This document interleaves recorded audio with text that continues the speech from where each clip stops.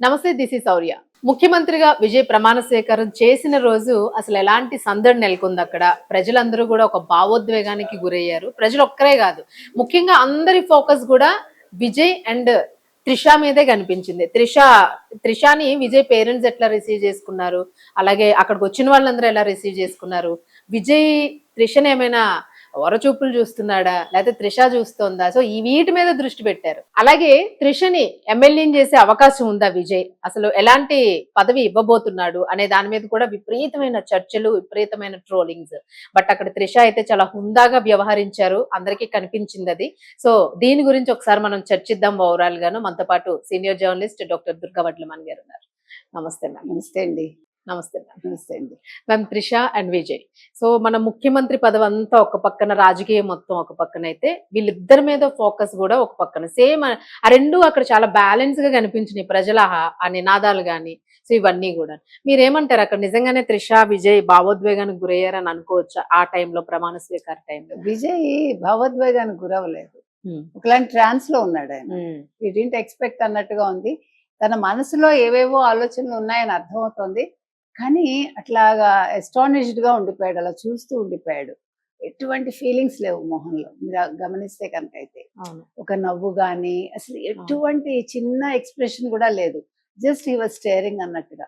అంటే లోపల అసలు ఏంటి, ఇది నిజమేనా కళ అనుకున్నాడా, లేదు ఇన్ని కష్టాలు దాటుకుని మనం వచ్చామని అనుకున్నాడా, అంటే రకరకాల భావోద్వేగాలను కూడా అతను నియంత్రించుకుని మొహంలో ఎటువంటి ఆందోళన గాని, సంతోషం గాని, విచారం గాని ఏది చూపించలేదండి.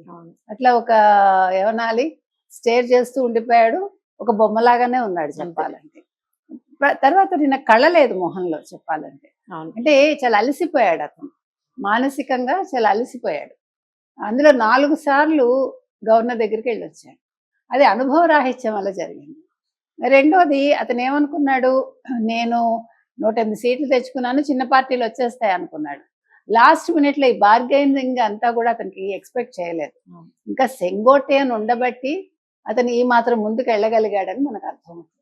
అయితే త్రిష విషయానికి వచ్చేసరికి, Trisha light blue pastel colour అనాలో ఏదో, దానికి ఒక డిజైనర్ బ్లౌజ్ వేసుకున్నారు ఆవిడ, అది కూడా హైనెక్ బ్లౌజ్ వేసుకుంది.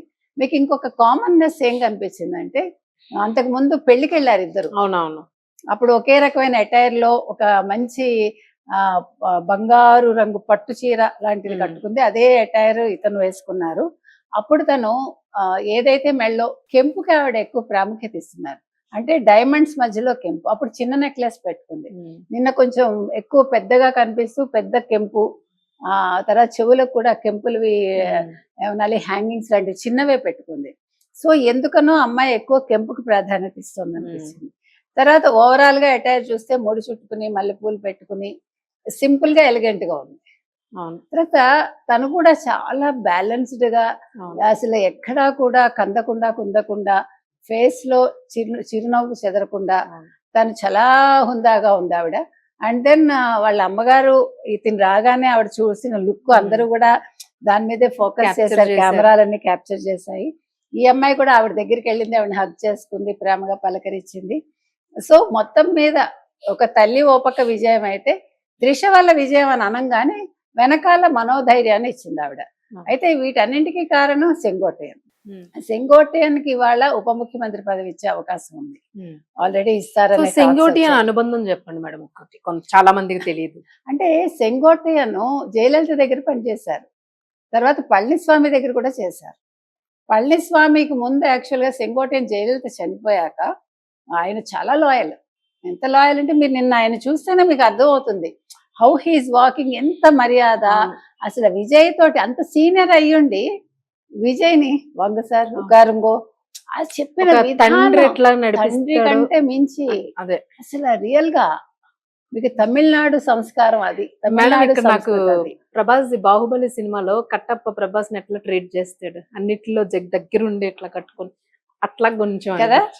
కానీ కట్టప్పగా చేయకండి ఆయన్ని, కట్టప్పని చేయట్లేదు మీరు కాదు, జనాలు విజయ్ గాని జనాలు గాని మిగిలిన ఎమ్మెల్యేలు గాని, ఈ should not become a Kattappa. ఎందుకంటే అతన్ని ముంచకూడదు ఎవరు అంతే. అయితే సెంగోటయ్యన్ ఎంత విధేయుడు అంటే వీర విధేయుడు. జయలలిత చనిపోయాక శశికళ అతను 5.5 కోట్లు అడిగింది ముఖ్యమంత్రిని చేస్తాను. నీకు తెలుసా? నా వల్ల కాదు, నేను ఇవ్వలేనని వచ్చాడు. ఇప్పుడు టీవీకేలోకి వచ్చాడు. టీవీకేకి రావడం యాక్చువల్గా విజయ్ అదృష్టం నన్ను అడిగితే. బికాస్ అతనికి మొత్తం తెలుసు ఎట్లా నడపాలి రాజకీయం, తమిళనాడు ప్రజల నాడేంటి, ఎట్లా ఉంటారు.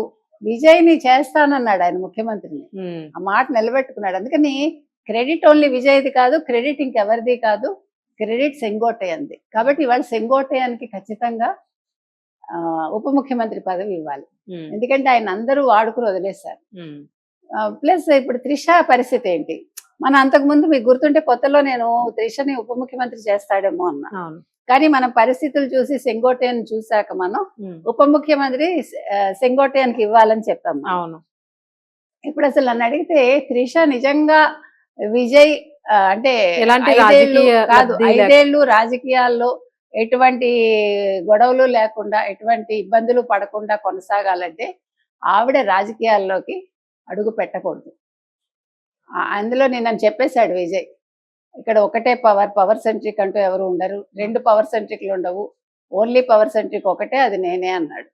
కాబట్టి విజయ్ ఇవాళ చేయాల్సిన పని ఏంటంటే త్రిషని అసలు అడుగు పెట్టనివ్వకూడదు అసెంబ్లీలోకి, త్రిషకి ఎటువంటి పదవి ఇవ్వకూడదు, త్రిషని అట్లా స్పెక్టేటర్లా ఉంచేసి తను పెళ్లి చేసుకుంటాడా చేసుకోడా, స్నేహమా, అది మనకి అనవసరం, ప్రజలకి అనవసరం. అది నిన్న చాలా హుందాగా అతను త్రిషని పిలవటం కూడా తమిళనాడు ప్రజలకు కూడా నచ్చింది, అందరికీ నచ్చింది. ఇతను ఏది దాపరికం లేదు, చాలా ఓపెన్ గా ఉన్నాడు అన్నది అర్థమైంది. కాబట్టి విజయ్ ఇలాగే ముందుకెళ్ళాలి. ఏ విషయంలోనూ కూడా అతను దాపరికాలు పెట్టుకోకూడదు, ప్రజల నాడి తెలుసుకుని ముందుకెళ్ళాలి. అపోజిషన్ ఆయన అంచనా వేయగలగాలి. ఎందుకంటే అందరూ తలలు పండిన వాళ్ళు, అవును, ఇతను తల పడాల్సిన వాడు, ఇది గుర్తుపెట్టుకోవాలి. అందుకని ఈ తలలు పండిన వాళ్ళ మధ్య, తలపడాల్సిన వాళ్ళ మధ్య త్రిషని మాత్రం తల పెట్టనివ్వకూడదు. Super madam. Thank you.